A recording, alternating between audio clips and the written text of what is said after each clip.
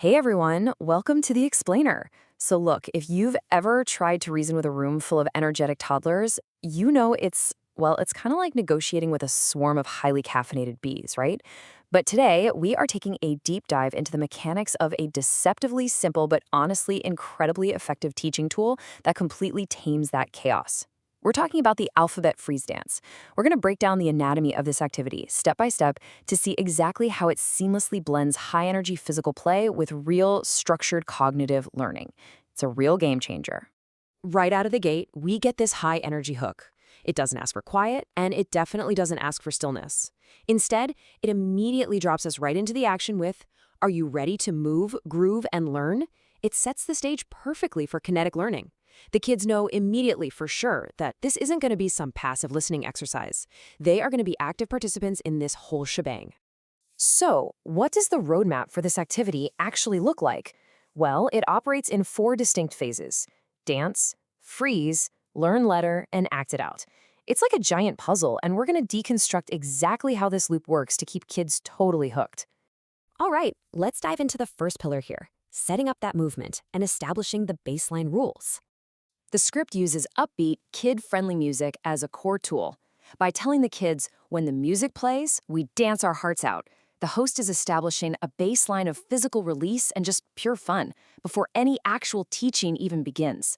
You see, the music acts as a cue, a green light that tells the kids, yes, it is absolutely okay to wiggle, jump, and burn off all that excess energy. But pay close attention to the specific timing here.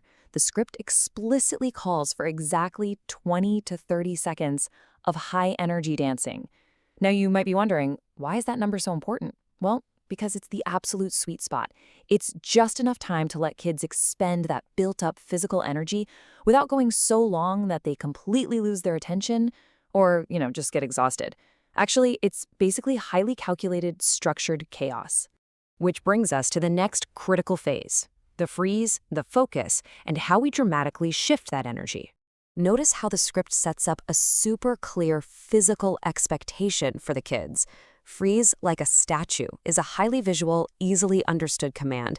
And what this does is turn impulse control, which, let's be honest, is notoriously difficult for young children, into a highly engaging game. They aren't just being told to stop, they're being challenged to hold a pose. By contrasting the abrupt cut of the music with the physical freezing, we see the true magic of this script. The sensory contrast is just massive. We go from loud, pumpy music and chaotic movement to total silence and stillness in a fraction of a second. This sensory contrast literally forces a shift from high-energy chaos to hyper-focused stillness. Bam! Just like that, the kids are now a captive, attentive audience. Okay, now that the room is completely still, we move right into revealing the mystery letter and capturing their attention. With everyone frozen, the script expertly pivots straight into cognitive recognition.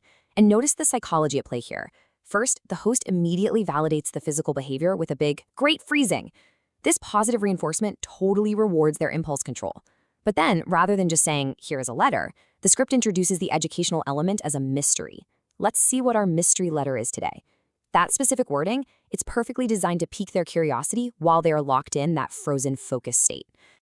Holding up a letter card, the host reveals the answer to the mystery and prompts a direct vocal response.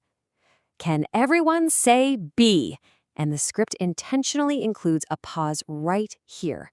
This isn't a passive watch and listen moment, no way.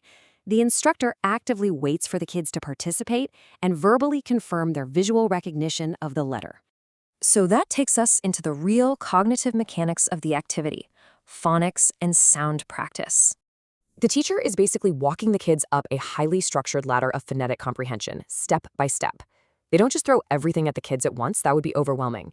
First, they identify the letter.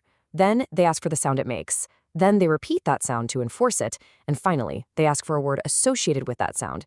It's a brilliantly structured, easily digestible cognitive ladder. In real time, the instructor models the sound first, b, b, b, so literally nobody feels lost. Then they immediately invite the room to unify their voices. Let's all say that sound together. This turns individual learning into a shared choral experience. It builds so much confidence through group participation. After mastering the sound, we enter the next phase, physicalizing the learning through word association and role play. Now here is where the genius of the script really shines through. It connects the abstract sound of b to a super concrete real-world concept, a bear. But it doesn't stop there. It immediately gives the kids a physical action, like making a big bear face or a loud growl, to really lock in that memory. They're no longer just thinking about the letter B, they're fully embodying it. And this is the ultimate payoff. The teacher prompts the action, and the kids respond with joyful noises and silly faces. It seamlessly bridges the gap between phonetic instruction and imaginative role play. By allowing them to act out the word, the script ensures the learning never, ever feels like a dry lecture. It just feels like a natural continuation of the game they started when the music first turned on. Finally, we hit the last step, restarting the learning cycle to create an infinite loop. The host immediately rewards the children's cognitive effort. "You guys are brilliant," is such strong positive reinforcement. But the real reward? That's the immediate return of the fun, physical dance music. They did the brain work, and their prize is getting to shake out the sillies all over again. Because the script ends with the instruction to repeat the cycle with different letters, it creates an infinitely repeatable loop of kinetic learning. Dance, freeze, learn, act, repeat. This is an absolute powerhouse of a framework that educators and caregivers can use for the entire alphabet, effortlessly managing the energy of the room while systematically teaching foundational literacy. So we've gone from movement to stillness, from mystery to phonics, and from sound to physical acting. Think about the powerful, repeatable nature of combining abrupt pauses with structured phonics. By balancing high-energy physical release with laser-focused cognitive tasks, we aren't just teaching letters, we are teaching children how to regulate their own attention. So what does this all mean for us? If this simple cycle works this beautifully for B as for bear, how many other discoveries are waiting when the music stops?